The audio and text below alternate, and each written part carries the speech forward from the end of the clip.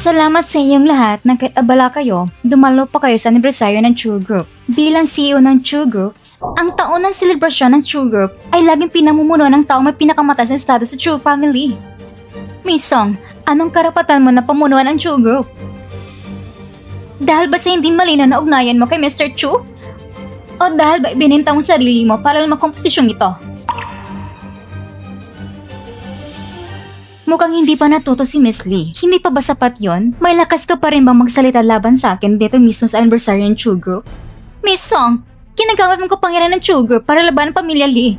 Hindi mo ba kami papayagang magsalita? At isa pa, hindi naman ako nagsisinungaling. Sino ba rito nang hindi nakakaalam na ikaw at ang panganay ng True Family ay may espesyal na relasyon? Binenta mo sarili mo, Miss Song, pero ayaw mo mapag-usapan? Ang gusto mo, maging kabit na may reputasyon pa, nagbebenta pero gusto ng dangal? Kami ni Song Xiang ay may ganong klaseng relasyon? Anong klase nga ba ha? Kailangan pa bang itanong yan? Siyempre, relasyon ang kabit.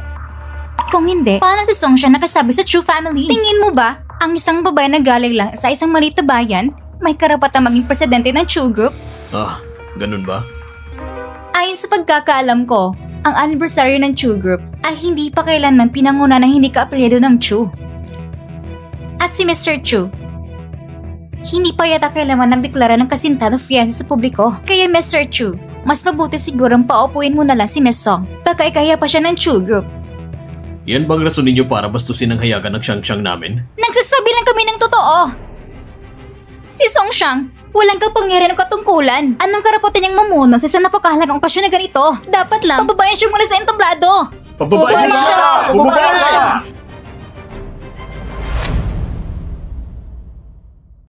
Sino ba kayo? Karapat dapat ba kayo magpababa sa Xiang namin? Nasabi ko na ba sa inyo?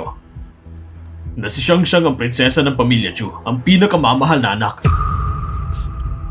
Ibig sabihin, si Song Xiang anak ng babae ng True Family na natagpuan nila ilang taon na nakalipas? Imposible! Ano anak ng True Family? Sinungaling, hindi mo lang ba ginagamit ang katotohanan na hindi namin nakita ang tunay na anak ng True Family para ikaw ba si Song Xiang at lokohin kami? Miss Lin, anong karapatan mo para sabihin hindi ako anak ng True Family? Basta sa pagiging kabit mo sa pinsan ko ng 5 taon, kung ikaw nga talagang tunay na anak ng True, bakit ka papayagan ng pamilya True na gawin yun? Ano daw? Ang presidente mismo ng True Group? Dati raw naging kabit ni Mr. Yan? Hindi mo pa ba alam? Balita kasi na si President Song ay personal secretary no ni Mr. Yan. 5 taon sila magkasama sa lahat ng bagay. Ibig sabihin pala, may relasyon talaga sila noon. Private secretary, di ba? Alam na ng lahat ang ibig sabihin yan. Tama. Dati nga akong ang pinagkakatiwalaan ni Mr. Yan. Pero ang relasyon namin ay malinis at profesional. Hindi ko kailan mahinangan anumang kapalit. At noong nagpa siya si Mr. Yan na makipagsundo magpakasal kay Miss Lin, ako at siya, matagal na kaming formal na naghiwalay. Miss Lin, wala ka ng dahilan para patuloy na gamitin pagiging ex ko kay Mr. Yan. Para ako siraan pa. Pwede ba? Miss Song, ang galing mo talagang magsalita. Pero anong kinalaman yan kung ikaw nga ba'y tunay na anak ng Chu? May connection ba talaga yun? Sino ang nagtanong sa pagkakakilanlan ng anak ko? Sino ang nagtanong sa pagkakakilanlan ng anak ko?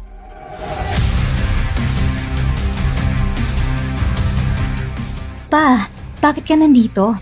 Kailan ka bumalik ng bansa? Ngayong araw din, kakarating lang ng eroplano. Ang mahal kong anak ay inaapi. Siyempre, kailangan kong bumalik at ipagtanggol ka.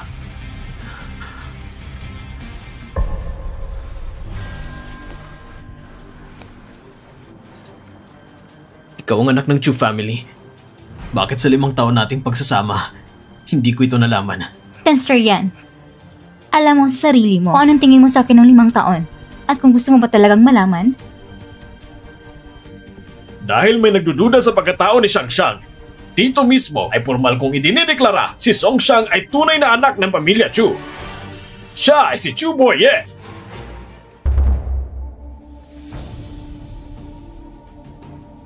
Si Xiang ay lumaki sa labas. Pinalaki ng kanyang inang ampon na mag-isa lamang.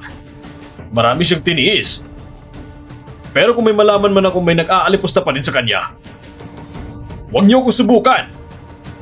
Siyang anak ng babae ng True Family. Ibig sabihin, mula pa noon ay nilalait ko na siya. Katapusan na natin to. Shang, hayaan mo na si Shuso na mag-ayos ng lahat dito. Umuwi muna tayo. Tayong dalawang mag-ama, mag-uusap pa tayo ng maayos. Sige po. Songshang! Songshang!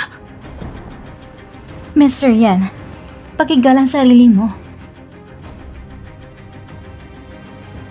Ikaw si Yan Lihan, hindi ba?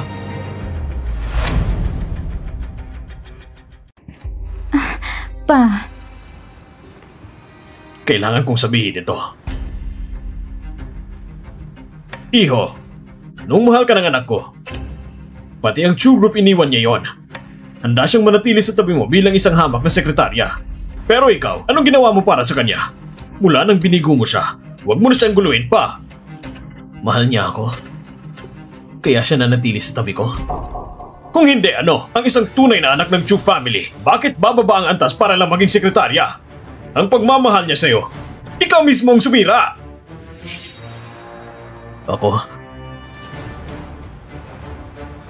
Naalala ko pa, sabi ni Shang, dahil sa'yo, natutunan niya maging sekretarya. Natutunan niyang itago ang damdamin niya. Natutunan niyang umiti sa sakit. Hanggang sa nawala ang sarili niya. Gusto lang naman niyang maging sekretaryang tutulong sa'yo. Isang taong sumusuporta sa karera mo. Pero anong ginawa mo?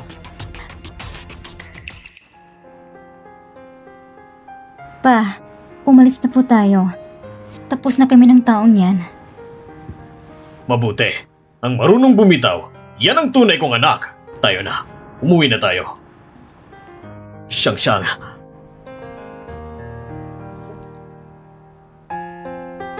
Matagal na akong gusto ni Songshang. Pero parang sa akin siya lang isang sekretarya. At ako pa ang labis na nakasakit sa kanya. Pinaghihinalaan ko pa sila ni Shusun. Lahat ng ito, kasalanan ko. Yung malanding Songshang na yun, bakit siyang pinagpala?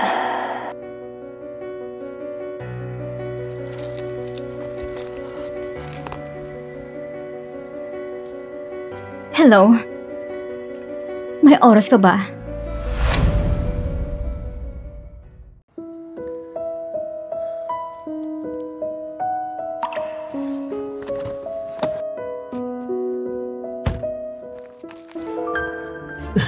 Shang. Gusto ko magpaliwanag. Ano na naman ang gusto mo, Mr. Yan? Tungkol sa nangyari kay Luis. At nung nahulog ka sa tubig at ang engagement namin ni Liying, lahat ng yun, may paliwanag ako. Pero ayaw kong makinig. Tama na!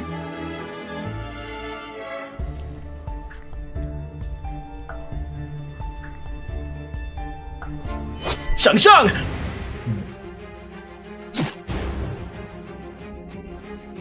Yan Lihan! Ayos ka lang ba?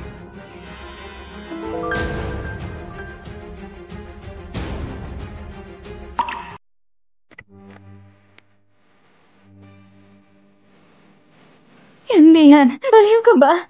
Bakit ka nagpasaksak? Ayos lang ako. Shang.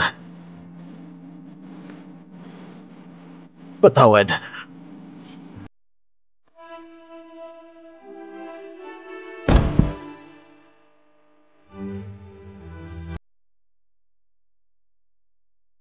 Yan Lihan! Saklolo!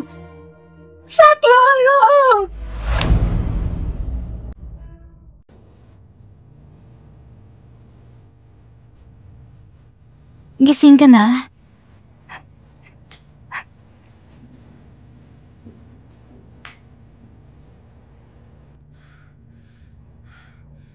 Buti na lang wala kang lagnat. Masakit pa ba ang sugat mo? May ibang bagay pa ng katawan mo na hindi komportable? Tatawagan ko muna ang doktor. Songshang, miss na kita. Sabi ng doktor, yung saksak sa'yo, kunti na lang, puso ng tinamaan para iligtas mo ako. Handa ka bang mamatay? Hindi ko naisip yun sa oras na yun. Siguro sa kabutihan ng puso ko. Mas mahalaga ka pa kaysa sa buhay ko.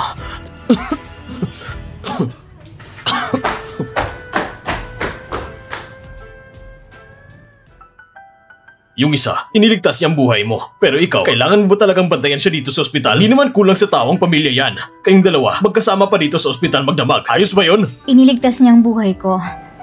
Bukod pa doon, ang dapat at hindi dapat namin gawin, nagawa na namin. Wala nang dapat ikahiya. Shang, ayaw ko lang na masaktan ka ulit. Hindi na mangyayari yon. Babantayan ko siya sa ospital hanggang siya makalabas. Isusukli ko lang pagliligtas niya sa akin. Utang na loob lang ito. Tungkol naman sa iba. Kuya, huwag kang mag-alala. Hindi ko na uulit ng pagkakamali ko. Pangako. Sige na nga, pero mag-iwan pa ako ng bantay dito. At hindi ka pwedeng tumanggi. Para din ito sa reputasyon mo.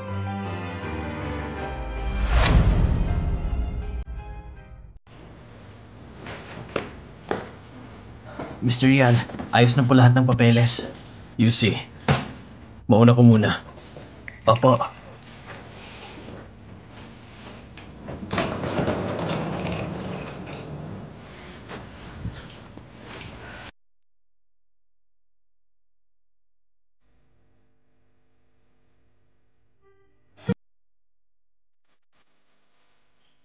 Matapos mag-utos si Liying ng pagpatay, tila naglaho siya na parang bula. Nag-aalala lang ako. Na baka balikan ka pa rin niya.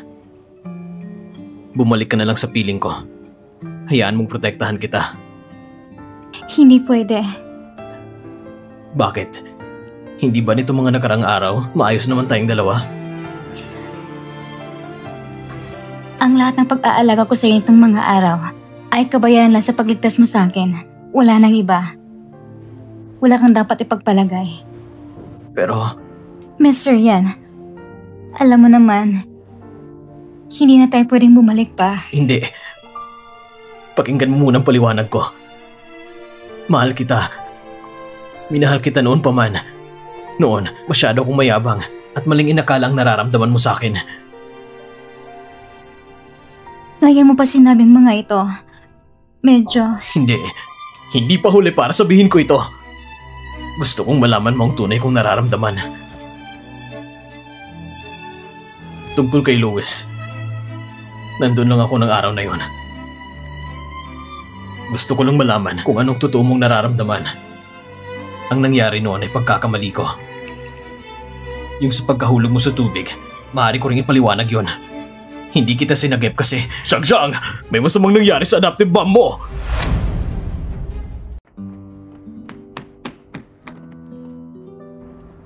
Ma! Hindi kabit ang anak ko si Shang. Hindi siya kabit. Hindi siya kirida. Ma! Nandito na ako. Anong ginagawa mo dyan? Ma! Ako si Shang mo. Nandito lang ako. Ma! Tingnan mo naman ako!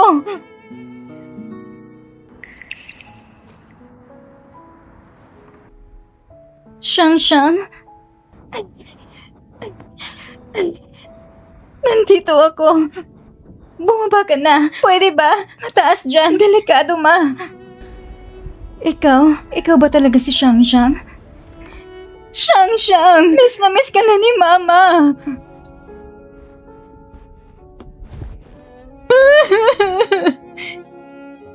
Shang, miss na rin kita. Shang, sabi nila, nasa malaging syudad ka raw. Naging kabit ng lalaki, ng pagkakababae raw. Ma, hindi totoo yan. Napakabait ang anak ko si Shang. Paano magiging kabit siya? Ma, patawarin mo ko. Hindi! Hindi ka si Shang. Patay ang anak ko si Shang. Shang, anak ko si Shang. Lalapit na si Mama sa'yo. Ma! Wag! Ma!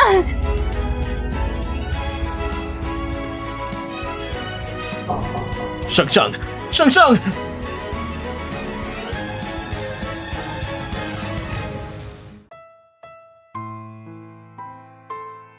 Sinuri ng CCTV Ayon sa footage, may isang babae na kadamit bilang tagapangalaga na pumasok sa kwarto ng ginang. At narinig sa video ng mga salitang kabit, kirida at anak sa labas. Pinagtanong ko na sa mga tao doon, walang nakakilala sa babaeng yon. Si Liying. Ginawa ni Liying para balikan si Xiangxiang.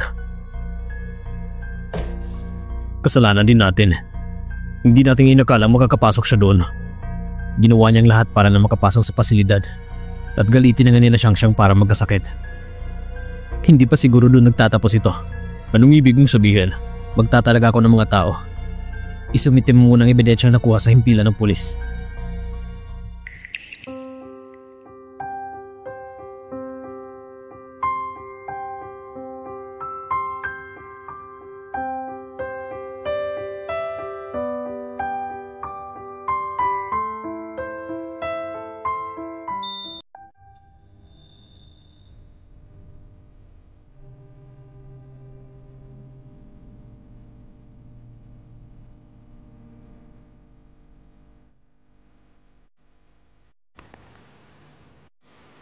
Huwag ka muna magsalita. Uminom ka muna ng tubig.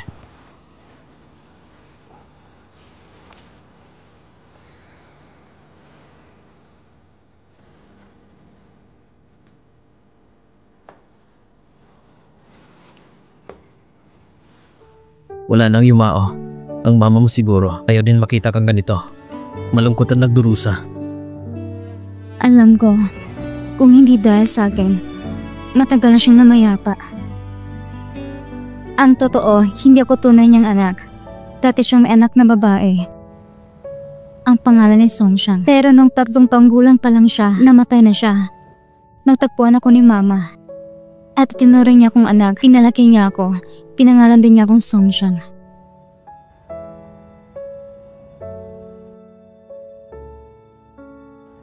Hindi ko siya sinisisi dahil itinuring niya akong kapalit ng tunay niyang anak. Sa kabaliktaran, lubos ang pasasalamat ko sa kanya. Kung hindi dahil sa kanya na siya nagpalaki sa akin, nagpaaral sa akin, hindi rin sana matatagpuan ang tunay kong pamilya.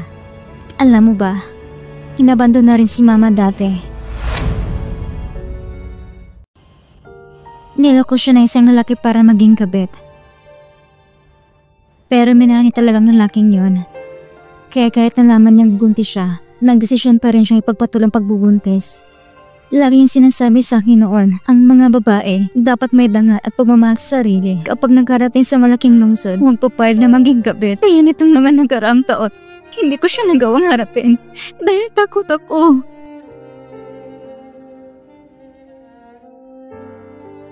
Takot akong malaman niya na akong dahilan ng lahat ng ito. Kasalanan ko! Kasalanan ko! Kasalanan ko lahat ng ito! Hindi ikaw may kasalanan. Ginawa mo lang yan para mapagamot ang mama mo. Napilitan ka lang noon. Kung may dapat sisihin, ako dapat iyon. Bakit hindi ko muna siya nalagaan ng maayos? Bakit? Lahat naman ay maayos noon. Bakit ganito? Kasalanan ko lahat ito. Kasalanan ko ito. Kung hindi dahil sa akin, hindi sana nagawa ni Liying ang lahat ng ito. Huwag kang mag-alala. Isiguraduhin kong si Liying ay mananagot sa lahat ng ginawa niya.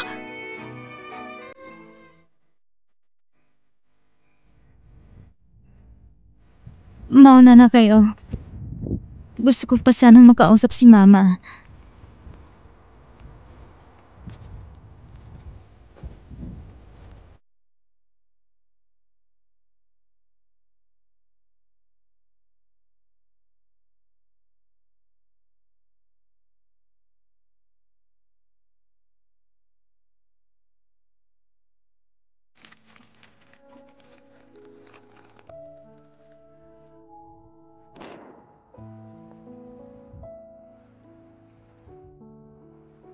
Ma,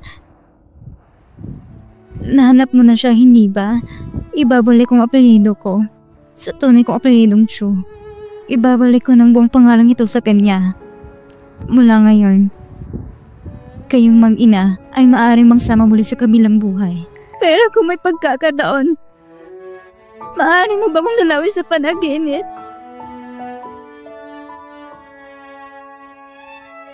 Ako, mamimiss talaga kita.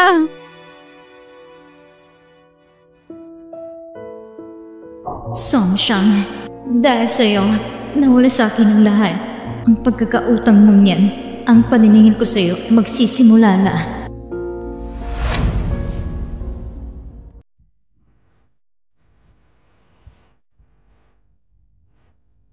Ma, kailangan ko nang umalis. Huwag na po kayo mag-alala sa akin. Babalik pa ako para dalawin kayo.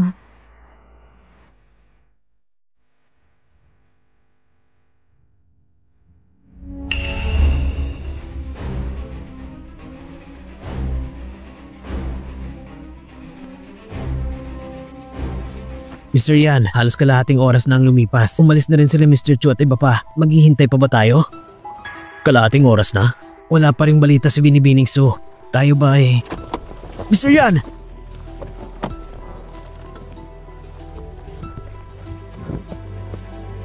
Hanapin natin siya. Sandali lang.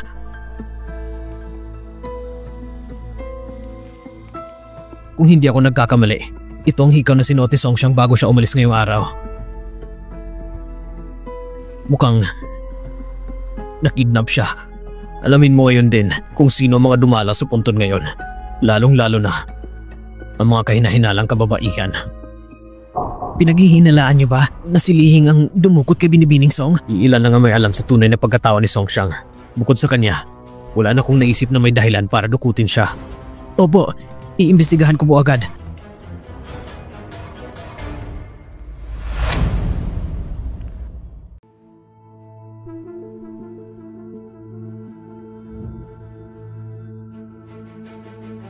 Sinasabi ko sa'yo, mas mabuti pang wag mo nang sayahin ang lakas mo.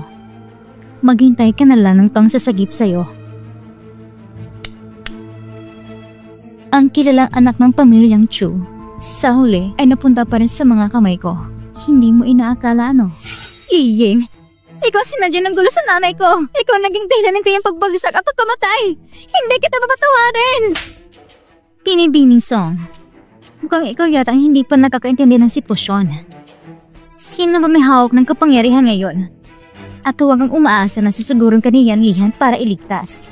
Itong abandonadong gusali, pag-aari ito ng pamilya Li ilang taon na nakalipas. Kung inaakala mong madali nila itong matunton, nagkakamali ka. Anong balak mo? Papatayin mo ako? Patayin ka? Siyempre naman. Pero kung basta ka nalang mamatay, masyado kong swerte. Maglaro tayo ng isang laro. Noong malunod tayo noon, pinili ni Yan Lihan ay ako, hindi ikaw. Ngayong pagkakataon, tingnan natin muli kung sinang pipili niya iligtas.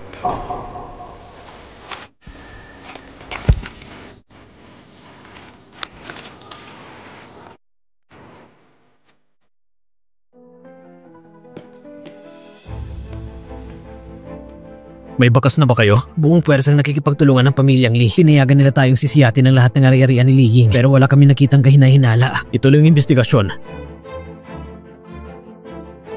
Simulan sa mga taong may koneksyon kay Li Ying. Nang isang taong buhay ay basta na lang mawawala sa buong syudad ng Kyoto. Opo, naalala ko. Pa, anong naalala mo? Naalala ko na may abandonadong gusali ang pamilya Li sa labas ng silangang distrito. 10 taon nang nakalipas. Magpadala kayo ng mga tao doon. Opo. Yan Lihan, binabalaan kita. Kapag may masamang nangyari sa kapatid kong babae, hindi kita palalagpasin. Patawad. Hindi ko rin naisip na si Liying ay agad-agad kikilos para labanan si Xiangxiang. May karapatan ka bang tawagin siyang Xiangxiang? Tama na. Ang pinakamahalaga ngayon ay mahanap si Xiangxiang. Hello? Matagal na rin ano? Fiancé ko? Liying? Nasaan si Songshang? Si Songshang? Siyempre nasa akin siya. Anong ginawa mo sa kanya? O siya, magsalita ka na. Yan, Lihan. Masama ang sobrang salita. Delikado yan. Songxiang! Songxiang! Liying, mas mabuting palayain mo na si Songxiang. Huwag mo nang dagdagan ang pagkakamali mo. Dagdagan ng pagkakamali. Yan, Lihan. Ikaw ang mali rito.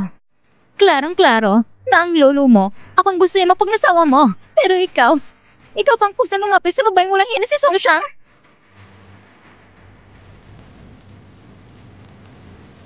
Sige. Anong gusto mo? Sabihin mo sa kanya, basta huwag niyang saktan si Xiangxiang. Ano man ang gusto niya, ibibigay ko. Yan, Lihan. Kung gusto mong iligtas si Songxiang, nasa sayo yan. Bibigyan kita ng 10 minuto. Pumunta ka sa address na ipapadala ko. Kung hindi ko na masisiguro kung boy pa si Songxiang pag nakita mo siya.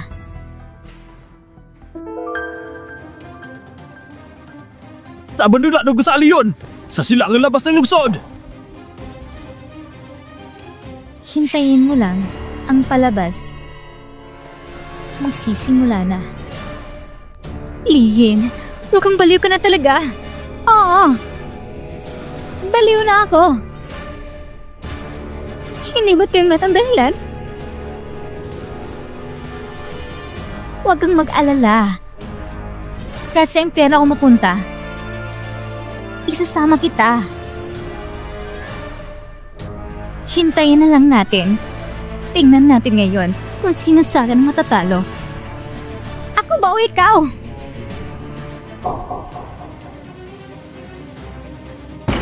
Songxiang!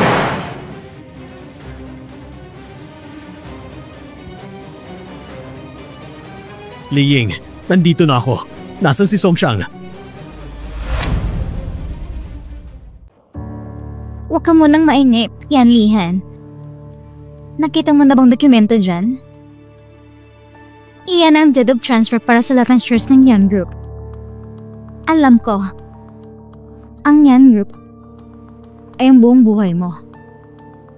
Parang pauna lang Yan Group. Ilang taong kang nagsikap, ilang pawis at luha ang binuhos mo. Pero, kung gusto mong mailigtas si Songxiang, kailangan mong pirmahan ang kontratang iyan. May 10 minuto ka lang para magdesisyon. Nasaan si Songxiang? Gusto kong malaman. Ligtas pa rin ba siya ngayon?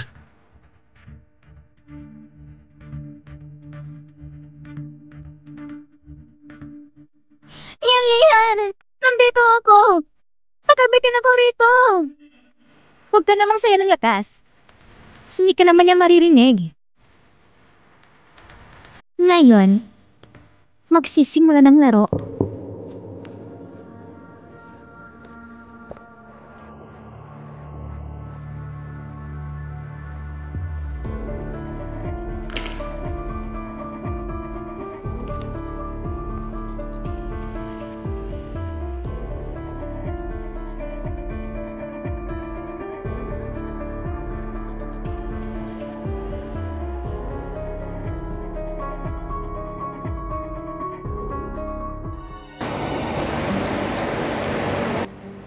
Hulaan mo.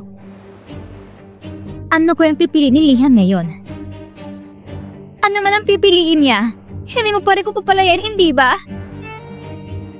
Liying, isa kang baliw.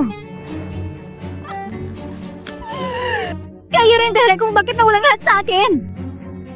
Pinalayas ako sa pamilya. Ngayon, gusto kong iparana sa inyo kung gaano kasakit ang mawalang pinakamahalagang bagay. Anong pakiramdam nun? Ang lahat ng ito, ikaw mismo ang kagagawan. Hindi! Dahil sa'yo, kung wala ka lang sana, ako si Lihan ay kasana sana ngayon. May anak na rin at ang relasyon ng mga pamilya namin, maayos na rin. Hindi ako mag-uwi sa ganitong kalagayan. Tawag kong tingnan na sarili ko.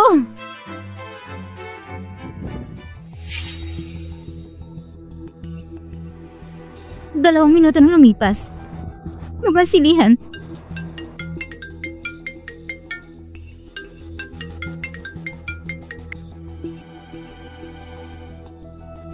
Pinirmahan ko na. Nasaan na siya?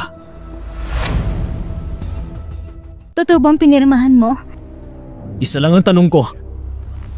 Nasaan siya? Sa rooftop.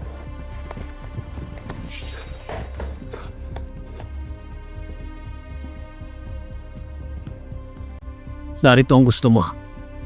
Nasaan si Songxiang?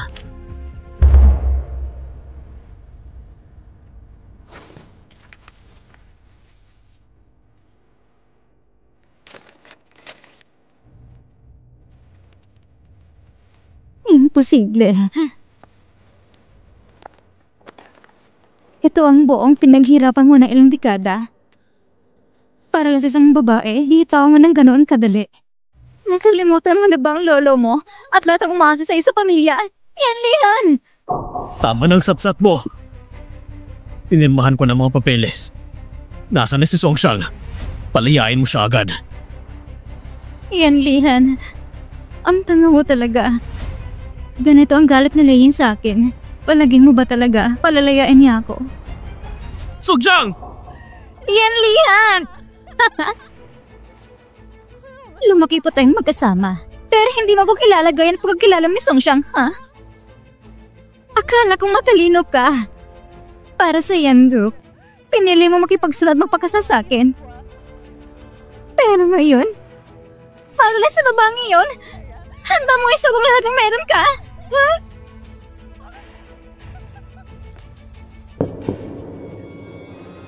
Napakatanga mo. Pero, hindi pa ako talo. Ipaparamdam ko sa'yo kung anong pakiramdam ng nawala ng babaeng tulad ni Songxiang!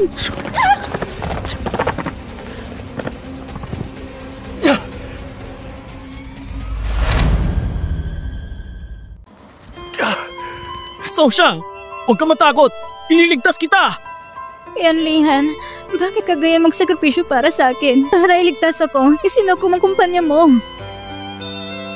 Kasi mahal kita! Oh, Songxiang! Noong araw na yon, doon sa swimming pool, nahuli sa CCTV sa loob ng kwarto at nakita ko doon si Lee ang nagtunak sa'yo sa tubig. Patawad! Noong araw na yon, hindi kita nailigtas dahil kung nailigtas kita, sigurado hindi ka nalang palalagpasin. Ginawa ko yun para protektahan ka. Pero sa huli, nasaktan lang kita.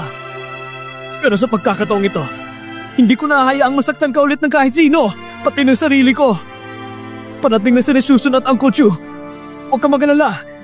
Ligtas ka na. Yan, Lihan. Hindi ako pumapayag. Siyang! Ulihin si Liying! Maghanap kayo ng hagdan! Iligtas si Siyang!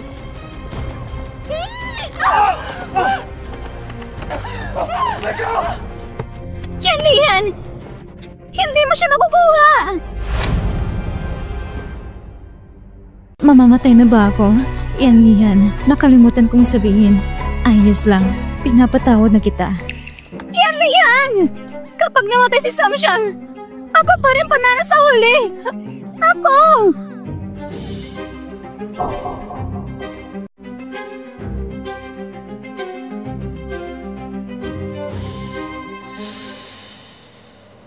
Buti na lang.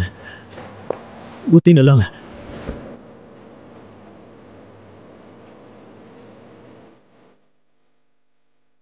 Buti na lang talaga na abisuhan kami agad niyan, Lihan. Nagkapaganda kami. Kung hindi... Siyang.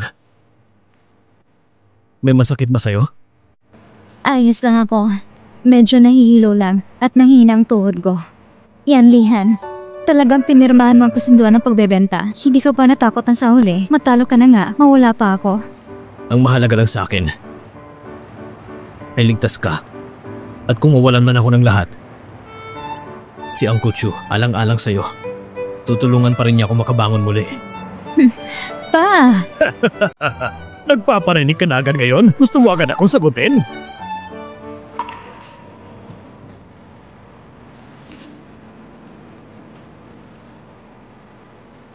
Mahal kita.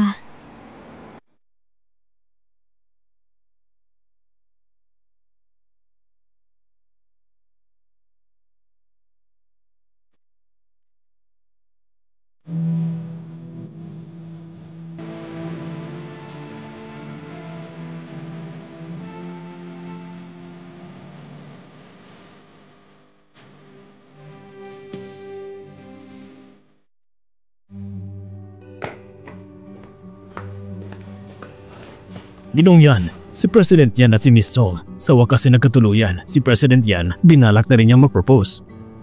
Ang batang yan. Sige na nga.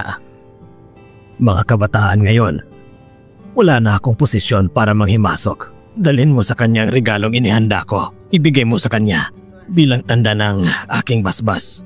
Hindi ba kayo pupunta mismo? Nasaktan ko si Lian noon. Dapat lang siguro na huwag mo muna kami makita. Ikaw na ang pumunta.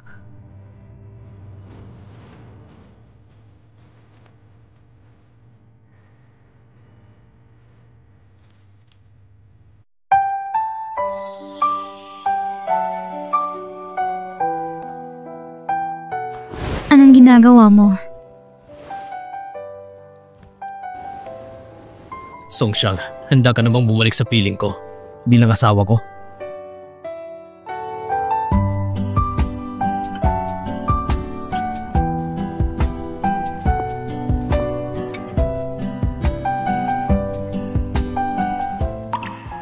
Ang singsing na ito, matagal ko nang dinadala.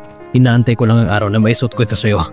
Hindi kailanman sumagi sa isip ko na hindi kita papakasalan. Sa puso ko, ang babaeng dapat kong pakasalan ay ikaw lamang simulat sa pool. Pumapayag ka bang magpakasal sa akin?